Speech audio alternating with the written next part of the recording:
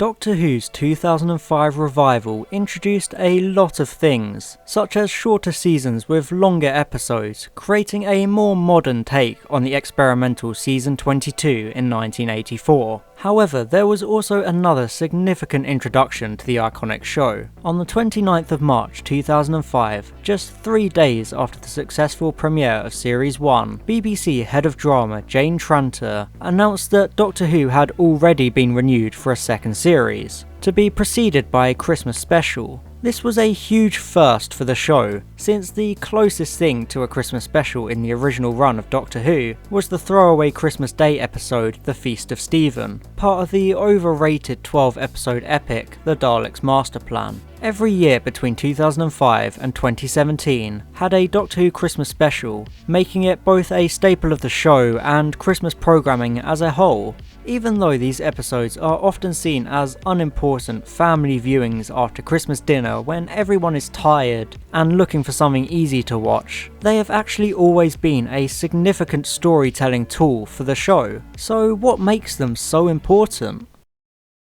Despite their appearances, the Doctor Who Christmas specials are always epilogues or bridges between series. They always wrap up the story of the previous series, along with sometimes sowing seeds for the series to come. The biggest example of a bridging Christmas special is actually the first, the Christmas Invasion. Christopher Eccleston left the show after just one series as the Doctor, so writer Russell T Davies was aware that the Christmas Invasion would need to introduce Eccleston's replacement, David Tennant.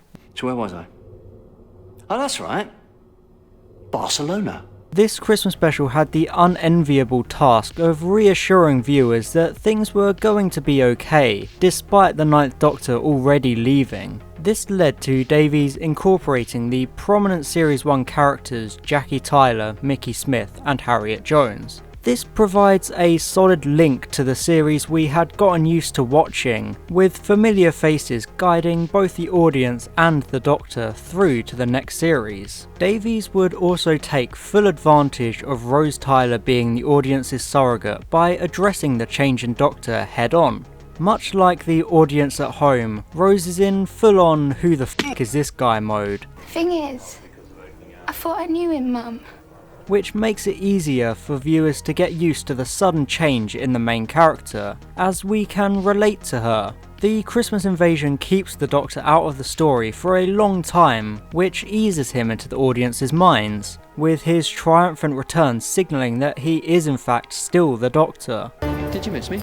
The very ending of the Christmas Invasion is an optimistic look toward the future for the Doctor and Rose. They're ready to go back out in the TARDIS and keep adventuring. This optimism is underlined with Song for 10, which plays during the scene of the 10th Doctor putting together his outfit.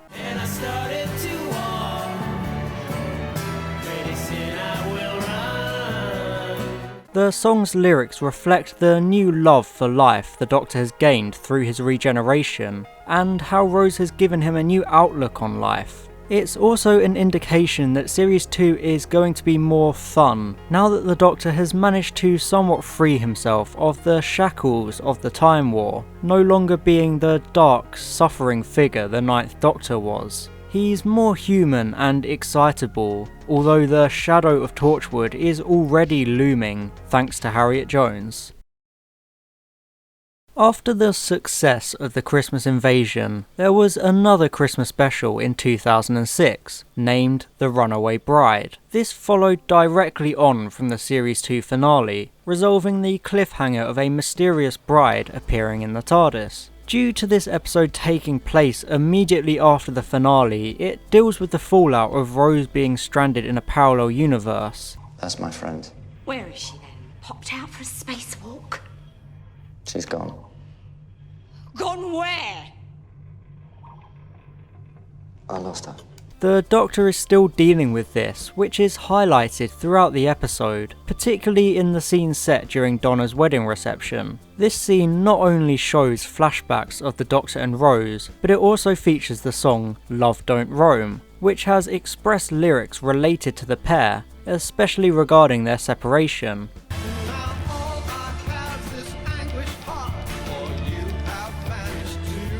It suggests that the Doctor doesn't want to travel again, he is too heartbroken. All that excitement and optimism from the end of the Christmas invasion has been stripped away. The Runaway Bride is all about the Doctor learning to accept life without Rose. Initially, he just wants to be alone and mope, but Donna's abrasive personality forces him to get involved in the events of the episode, because deep down he still has that desire to help people in need. His emotions are still raw and vengeful, which leads him to take his fury out on the Rachnos.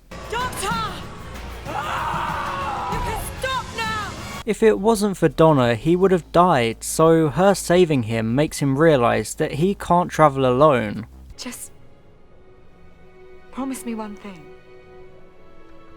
Find someone.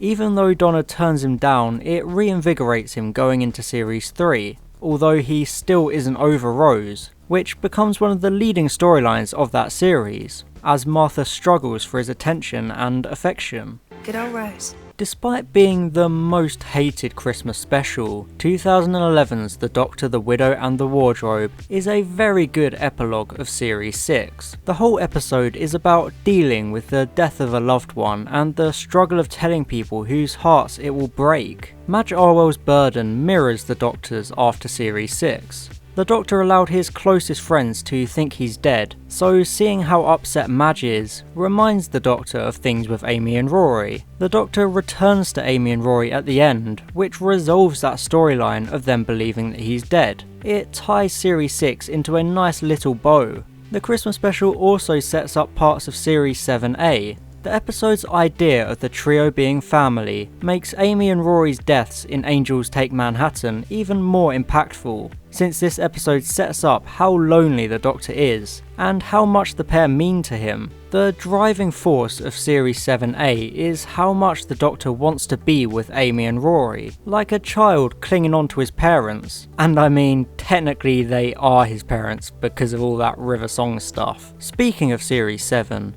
2012's The Snowmen is a hugely important bridge between the two halves of Series 7. It deals directly with the aftermath of Angels Take Manhattan, and how the Doctor is struggling with the loss of his friends. When we first encounter him in this episode, he has completely detached himself from the world, becoming a recluse and refuses to get involved in any kind of adventure.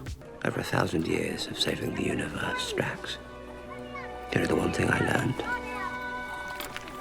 The universe doesn't care. However, meeting Clara manages to reignite the spark inside of the Doctor, and her death spurs him into action, motivating him to investigate the Impossible Girl mystery, which is the driving story behind Series 7B. It perfectly bridges the gap between the two halves of the series by ending the Amy Pond story and kickstarting the Clara Oswald story. The ending of Series 8 saw the Doctor and Clara Oswald part ways after both pretending they reached their happy endings. That year's Christmas special, Last Christmas, deals with this, reuniting Clara and the Doctor, who both still believe the other's lie from the finale. It gives a significant amount of time to exploring Clara mourning Danny Pink and letting him go.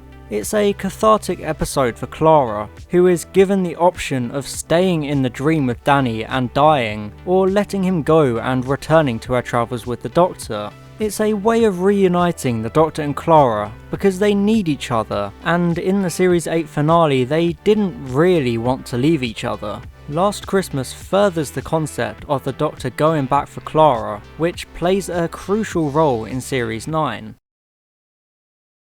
Doctor Who Christmas specials are much more important than they initially look. They are always a good way to properly wrap up each series, with a disguised epilogue that explores the fallout of the series finale, and build to the start of the next series. The Christmas specials of the Russell T Davies era did this more obviously through contemporary songs created for the show, such as Voyage of the Damned's song The Stowaway, with lyrics that reflect Martha's unrequited love for the Doctor throughout the series that came before. The Christmas specials of the Stephen Moffat era weren't as tightly linked to their previous series as those of the Davies era, but they still serve as epilogues because they were more subtle and thematic. For example, 2010's A Christmas Carol serves as a very simplistic epilogue to Series 5, with Amy and Rory being on their honeymoon after their wedding ended Series 5's finale. Episodes like The Husbands of River Song and The Return of Dr. Mysterio have their own important roles in the larger Moffat era, such as the Doctor trying to make his way back to Amy and Rory, since he no longer has memories of Clara, so they are the last companions he remembers. The Return of Dr. Mysterio is all about moving on, which the Doctor has to do, accepting that he can never see Amy and Rory again, along with accepting the death of River Song. Everything ends. And it's always sad. But everything begins again too, and that's always happy.